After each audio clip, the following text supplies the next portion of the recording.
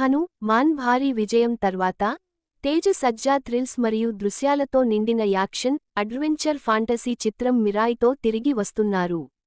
Cinematographer నుండి దర్శకుడిగా మారిన కార్తీక్ ఘట్టంనేని ఈ ప్రతిష్టాత్మక ప్రాజెక్టుకు నాయకత్వం వహిస్తూ తన సిగ్నేచర్ విజువల్ ఫ్లేర్ను పెద్ద తెరపైకి తీసుకువస్తున్నారు.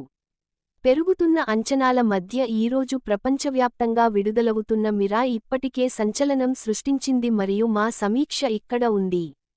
కథ: శతాబ్దాల క్రితం కళింగ యుద్ధంలో జరిగిన రక్తపాతంతో విలవిలలాడిన అశోక చక్రవర్తి అమరత్వ రహస్యాన్ని 9 పవిత్ర పుస్తకాలలో ముద్రించి వాటిని తన అత్యంత నమ్మకమైన సంరక్షకులకు అప్పగించాడు.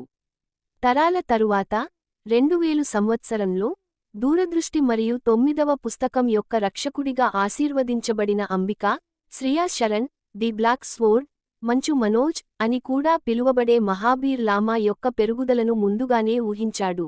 అతను పుస్తకాలను పొందాలని, అమరత్వాన్ని పొందాలని మరియు ప్రపంచాన్ని పరిపాలించాలని నిశ్చయించుకున్న క్రూరమైన వ్యక్తి. ఆమె ప్రయత్నాలు ఉన్నప్పటికీ మహాబీర్ వాటిలో కొన్నింటిని స్వాధీనం చేసుకుని మిగిలిన వాటిని వెంబడించడం కొనసాగిస్తాడు.